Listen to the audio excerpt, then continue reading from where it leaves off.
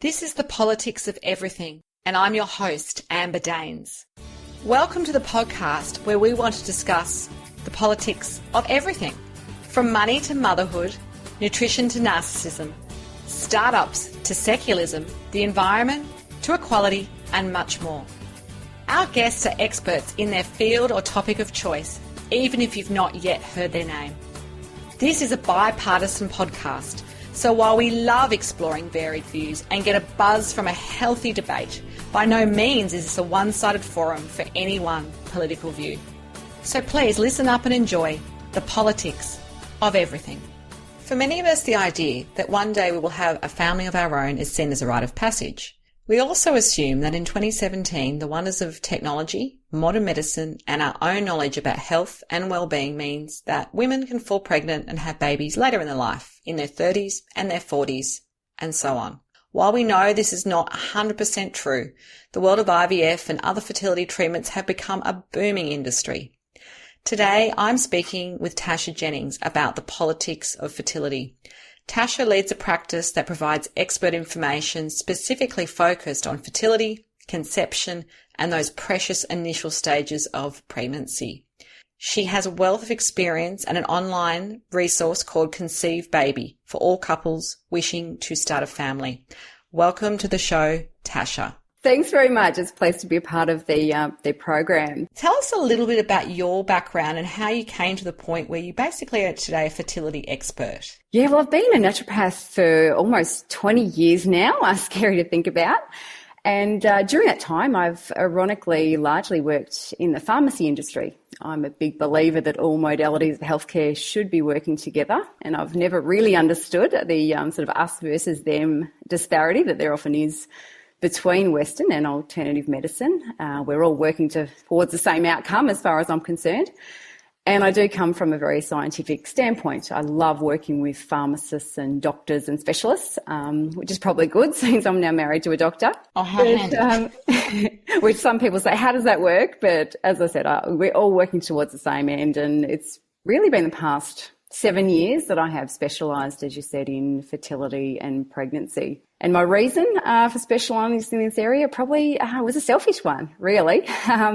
We were wanting to start a family and having difficulty. So really what started out as a small personal project really became a career passion as I met with researchers internationally and was, really inspired by what I was discovering about the role of certain nutrients and their bioavailability on fertility, as well as long-term health of the baby. And this is how my company Zycia was born.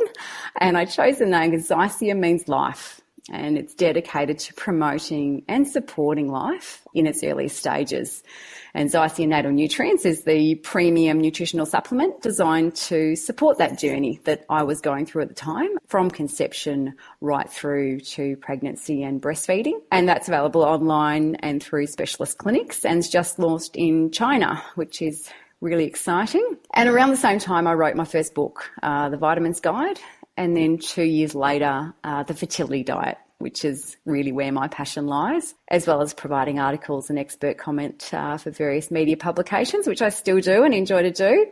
And more recently, as you mentioned, the Conceive Baby website. And I created that to further support couples in their journey to pregnancy. And again, based on my own fertility experience.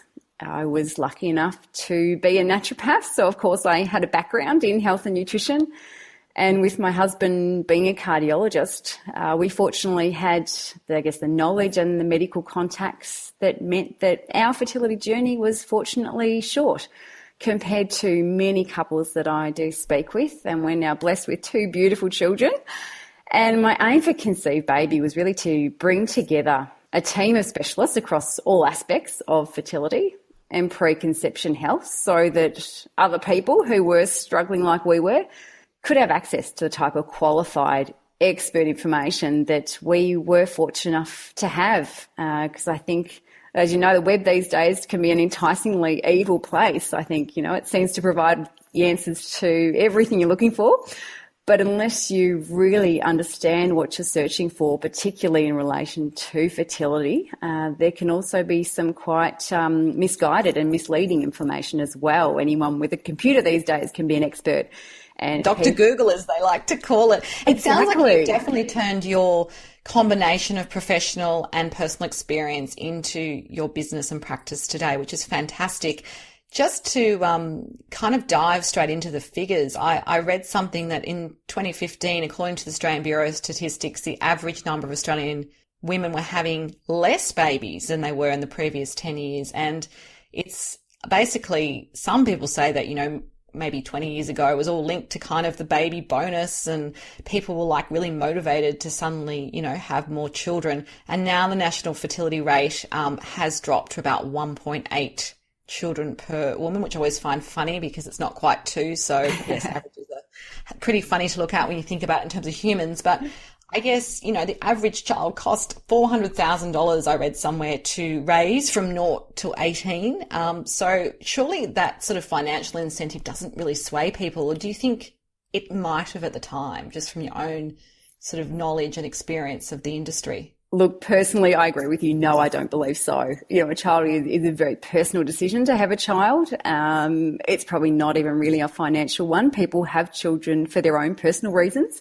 Yes, the bonus, I guess, may help with the initial setup costs per se of having a baby, but no, I don't believe these have a significant impact on people's personal decision to start a family. So why would birth rates be dropping then? I mean, what would be the reason that we would be having, I still remember the Treasurer at the time, 2015 or 15 or 20 years ago, when the baby bonus kind of first came in, saying have, one for the nation and one for the economy and one for you kind of thing. So that seems like the 3 kids were the norm, and maybe it's dropped a little bit. Is there any sort of reason for that? Well, I think that the research is showing that women in their 30 to 35 year age bracket are having more babies than younger women, which was previously the case. And most women are actually, as you and I were, I believe, in our 30s before we had our first child. So they are having more babies, but they are less fertile. Absolutely. So that's interesting, because I think some other research that I've tapped into, and look, research is, only as good as, I guess, whoever operates it and runs it and verifies it, that, women between 30 and 34 are actually more fertile at the moment than, perhaps younger age groups. So is there any kind of peak fertility period that you know to be true? Look, I guess the answer is that they're not actually more fertile, but yes, they are having more babies. But biologically, we are still more fertile in our teens and early 20s. It's just that socially, these women are having more babies, per capita, because women are establishing their careers. They're setting themselves up financially.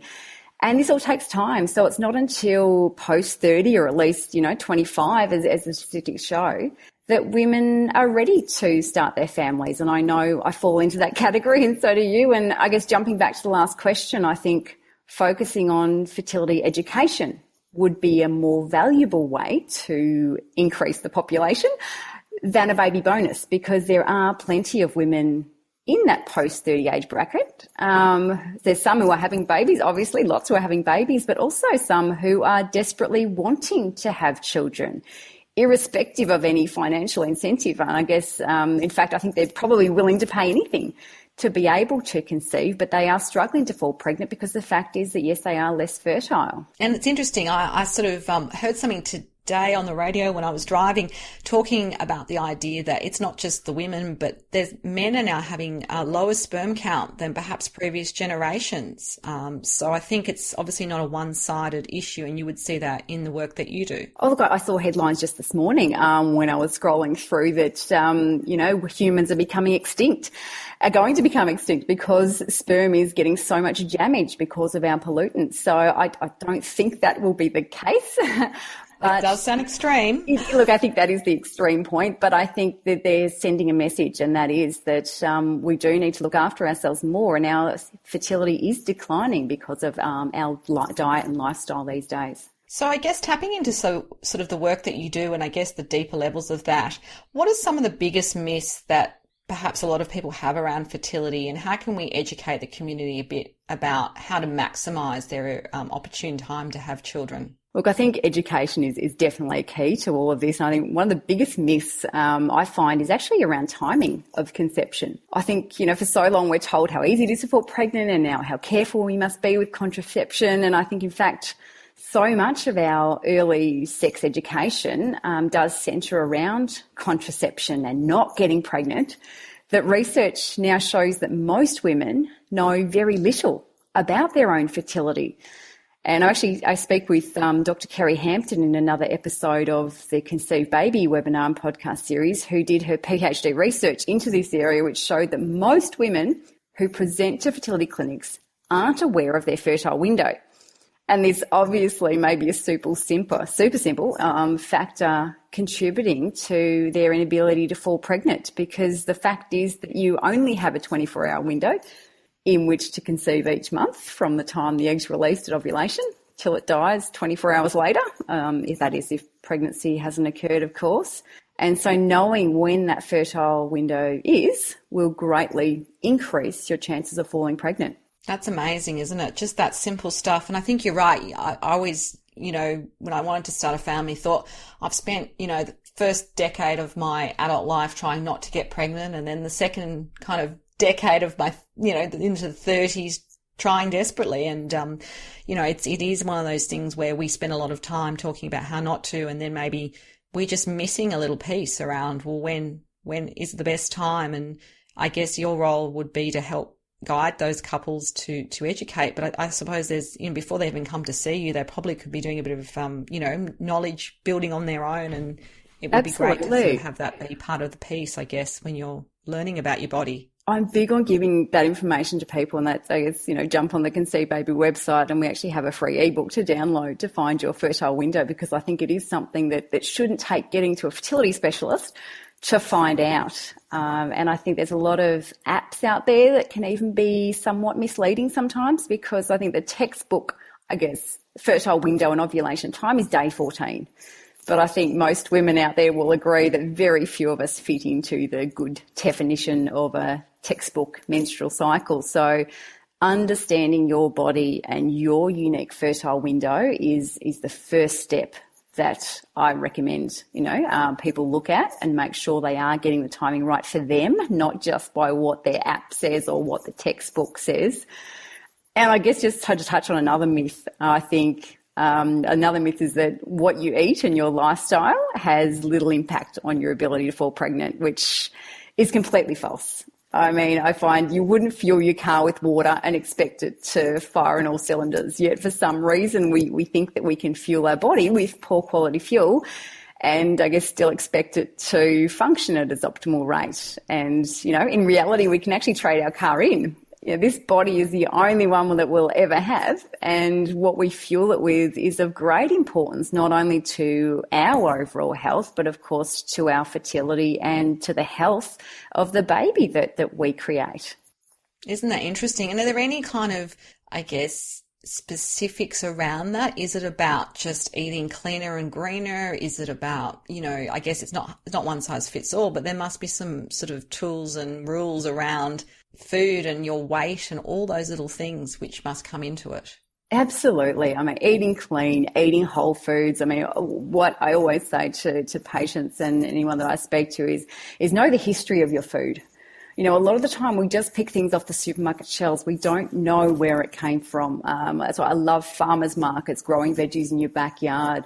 I mean, a lot of the time the fruit that's, on the shelves in the supermarkets may have been shipped, packed, frozen and thawed. I know, sometimes apples come from California and they're actually literally picked, months and months ahead of when they're actually ripe. So the nutritional status of our food and the nutritional value of our food is not as great as it used to be when we were growing our veggies in the backyard. So diet and lifestyle has, a very significant impact on the nutritional status, which is so important. I mean, there are particular nutrients like folate and choline, which is so critical for brain development. Yet particularly folate, we are totally reliant on dietary sources for folate. Our body doesn't produce any, yet without sufficient folate, we can't maintain a pregnancy. So, and these days, folate, it's another big myth, I guess, that folate and folic acid are very different. Folic acid, I guess, has been sold as the big thing that we need to be taking, but folic acid is the synthetic supplemental source of folate, which is the natural nutrient that is used by the body.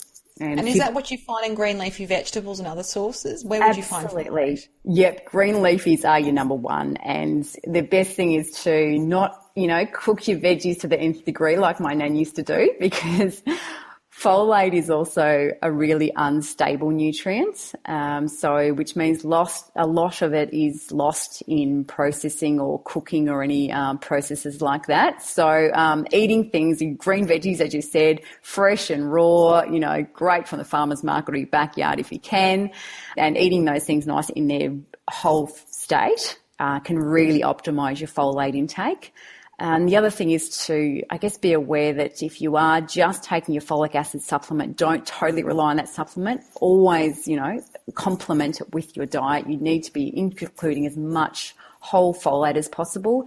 And also look for a supplement. I know naturopaths often prescribe, which is what's in isocyanate nutrients, a folinic acid alongside folic acid, because folinic acid is an active form of folate, which is optimises the absorption. So taking that alongside just your folic acid, because 50% of people struggle to metabolise that synthetic folic acid into natural folate.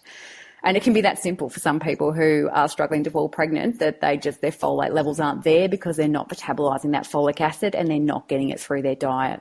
That's totally opened my eyes to an aspect of fertility I hadn't even thought about. So thank you for sharing that. Mm-hmm. So I guess unlike other OECD nations, Australia has no age limit on, say, public subsidies that we use for fertility treatments.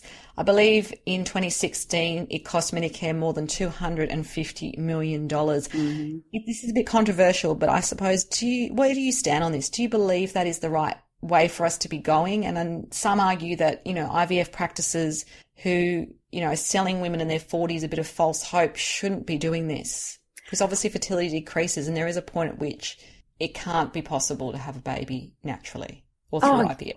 Yes, I mean, the cost to Medicare for IVF treatment is staggering. And are some clinics selling false hope? I mean, perhaps yes. Although I do think there is a component, as it's likely the couples are also pushing for that one more try, regardless of the minuscule chances of success that they have been given, because, I've been there myself. I don't know what your experience was, but, you are desperate to have a baby. So in short, yes, I do think it would be valuable for funding to be reduced. I mean, that is an extreme amount to be paying, but I believe education is the key here to doing that, rather than changing any legislation, because IVF isn't the magic bullet that people believe it to be. It isn't just a matter of putting an egg and a sperm together. As one of our conceived baby expert panellists, Sonia Jessup, explains really well, and I like her analogy, is that the egg and the sperm are like tiny computers, I guess. And just like any computer, the egg and the sperm will only work according to what they've been made up of and how well they're put together. But instead of Microsoft, obviously, the egg and the sperm are made up of genes, which are then bundled together to form chromosomes, which form their operating system. And unfortunately, our bodies are not always very good at making operating systems, probably a lot like Microsoft. And a lot of the time, the body Some makes... are better than others, let's put it that way. Exactly. And that's true for bodies as well. There are people that are metabolically better able to make these operating systems than others.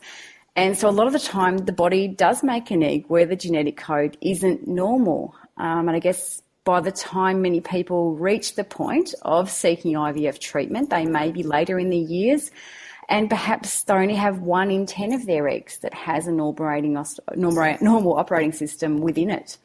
So it's likely that those conditions also apply for sperm. So, when you think about that, most of the egg and sperm that are received by these scientists who are undertaking the IVF techniques won't have normal operating systems capable of making a normal embryo.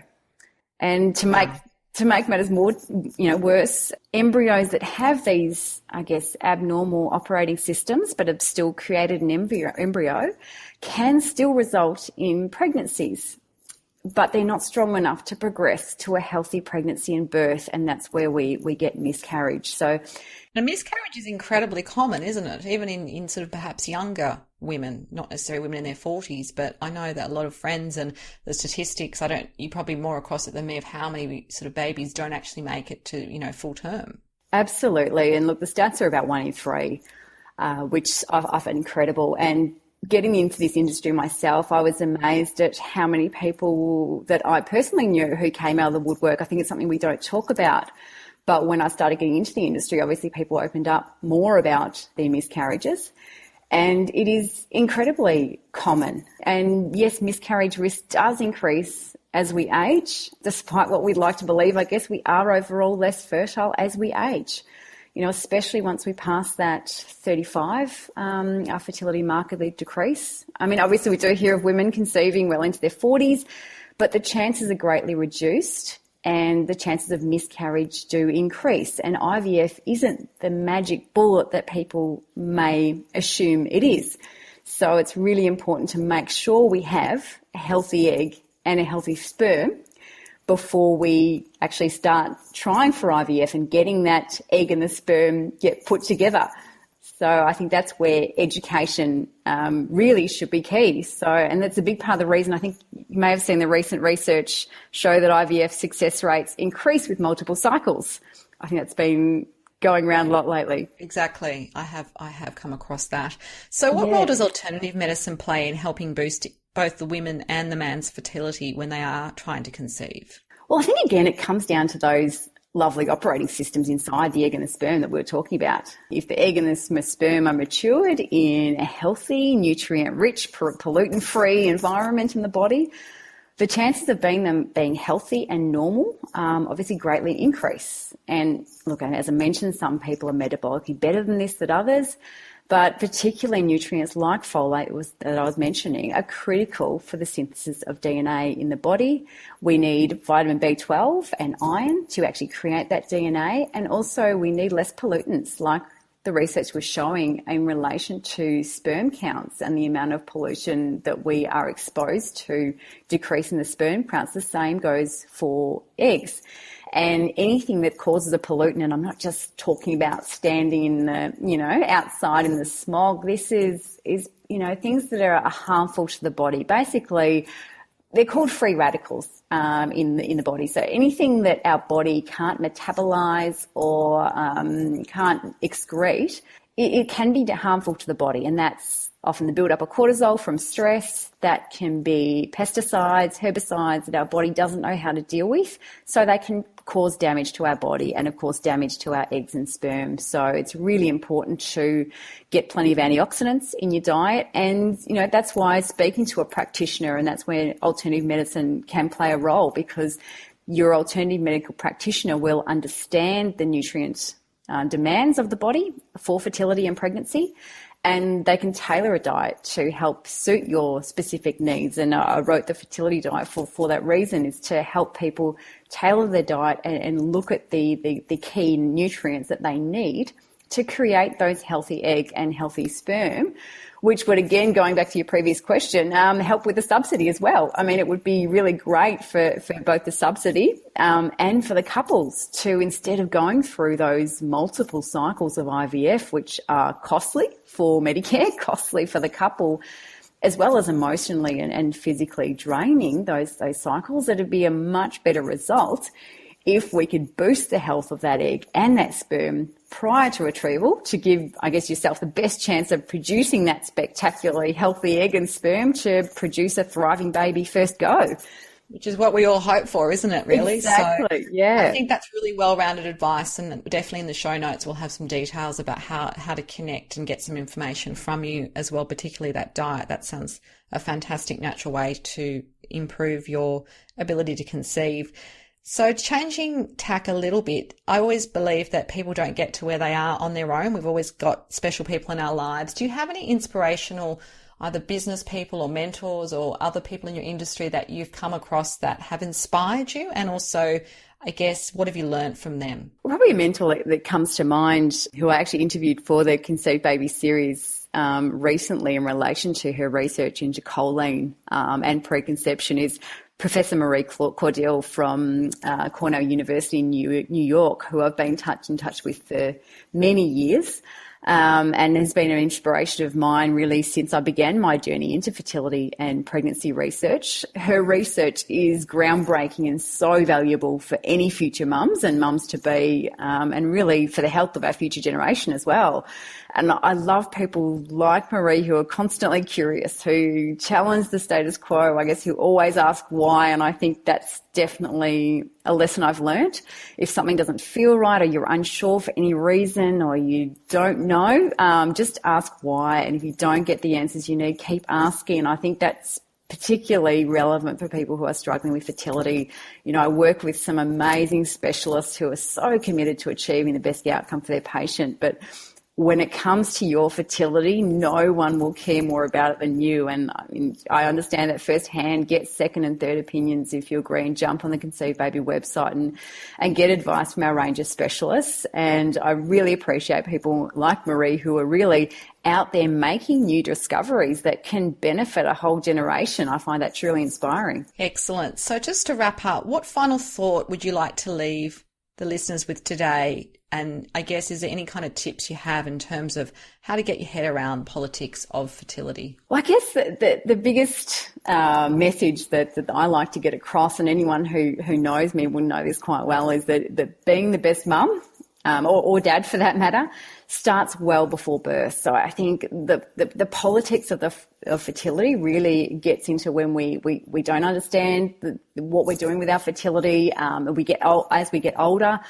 But we really need to start looking at fertility before we conceive. And 90 days before we conceive, you're already carrying all the genetic material that has the potential to become your future child. And research now shows that the nutrition you provide during that preconception period and through pregnancy can have a greater impact on the long-term health of your future child than your genetics. So really, I like to get across that the nourishing and the nurturing starts now. I mean, I love that saying, when you're just a twinkle in your father's eye. To me, that's when you start becoming a parent. That too. That kind of shows our age, I think, Tasha. It does. I think, I shouldn't be saying that, but you're right. I can just hear my dad when I say that. But that's true. That's fantastic. Yeah. Yeah, great advice. Well, it's been a pleasure to chat to you today. If you do want to connect further with Tasha, we'll have some details on the show notes. You've been listening to The Politics of Everything. I'm Amber Daines. Until next time, keep well. Thanks for listening today. If you've enjoyed The Politics of Everything, we thrive on feedback. So please add a short review and share the podcast with your network, your friends and family. I'm also always on the hunt for fabulous new guests. So if you've got a view to share and an idea how to get our listeners excited, please email me at amber@bespokecoms, that's BESPOKECOMMS.com.au, and we'll be sure to get back to you. Until next time.